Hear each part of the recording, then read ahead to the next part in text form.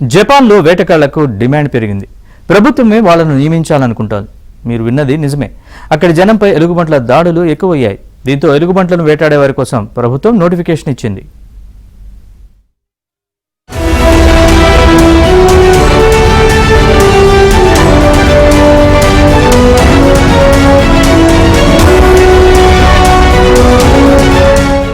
జపాన్లో ఇటీవల కాలంలో ఎలుగుబంట్ల దాడులు పెరిగిపోయాయి.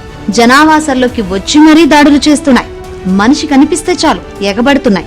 నివాస ప్రాంతాల్లోకి చొరబడి మరీ దాడులు చేస్తున్నాయి. ఈ ఏడాది జపాన్లో ఎలుగుబంట్ల దాడుల్లో 12 మంది ప్రాణాలు కోల్పోయారు.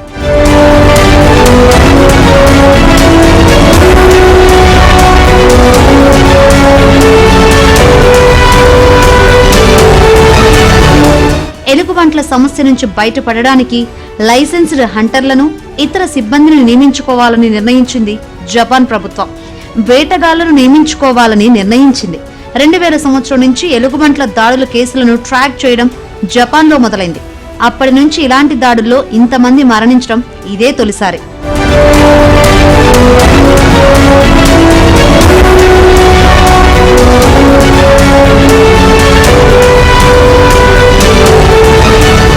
ఎలుగుబంట్లను షూట్ చేసేందుకు పోలీస్ అధికారులకు అనుమతించే విషయంపైన సీరియస్ గా ఆలోచిస్తుంది జపాన్ సర్కార్. ఎలుగుబంట్ల సమస్య పరిష్కారానికి చేపట్టాల్సిన చర్యలకు సంబంధించిన విధానాలను త్వరలోనే ఖరారు చేయనున్నారు. జపాన్లో సూపర్ మార్కెట్స్, స్కూళ్లలోకి ఎలుగుబంట్లు ప్రవేశిస్తున్నాయి. రోజువారీ పనుల కోసం వెళ్తున్న ప్రజలపైన దాడి చేస్తున్నాయి.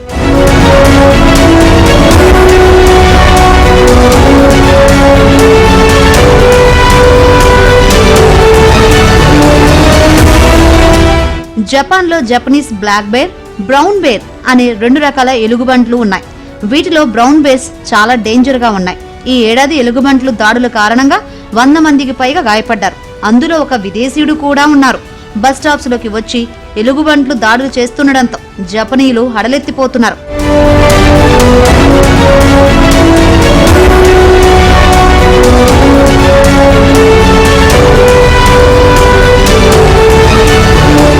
ఉత్తర జపాన్లోని అకీటా ప్రీఫెక్చర్ పర్వత శ్రేణుల్లో ఎలుగుబంట్లు సమస్య ఎక్కువగా ఉంది. ఇక్కడే ఎక్కువ మరణాలు సంభవిస్తున్నాయి. ఎలుగుబంట్లను పట్టుకోవడానికి, తెరమేయడానికి అకీటా ప్రభుత్వానికి సాయం చేసేందుకు జపాన్ సెల్ఫ్ డిఫెన్స్ బలగాలను నియమించనున్నారు. ప్రస్తుత చట్టాల ప్రకారం ఎలుగుబంట్లను భద్రతా బలగాలు చంపేందుకు వీలు లేదు. దీంతో చట్టాలను మార్చే పనిలో ఉంది జపాన్.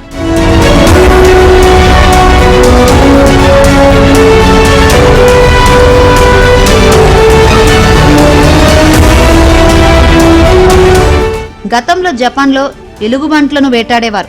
ఇప్పుడు వేటగాళ్లంతా వృద్ధాపంలో ఉన్నారు. అంతేకాదు, వేటగాళ్ల సంఖ్య కూడా తగ్గుతుంది. గతంలో ఎలుగుబంట్ల అవయవాలను నాటు వైద్యంలో వాడేవారు.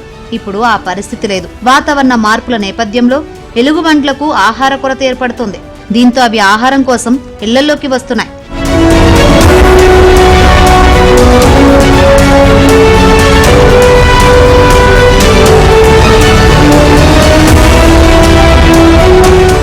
నివాస ప్రాంతాలలో జనాభా తగ్గడం కూడా ఎలుగుబంట్ల దాడులకు మరో కారణం.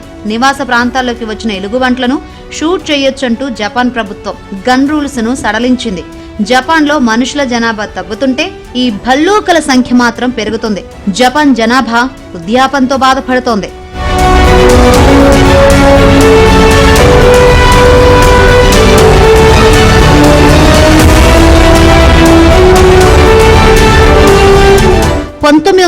నుంచి జపాన్లో ఉత్తరాన ఉన్న ప్రధాన ద్వీపంలో మనుషుల జనాభా తగ్గి ఎలుగుబంట్ల సంఖ్య రెండింతలు పెరిగింది. ఇక్కడ ఇప్పుడు దాదాపు 12,000 గోధుమ రంగు ఎలుగుబంట్లు ఉన్నాయి. 10,000 నల్ల ఎలుగుబంట్లు ఉన్నాయి.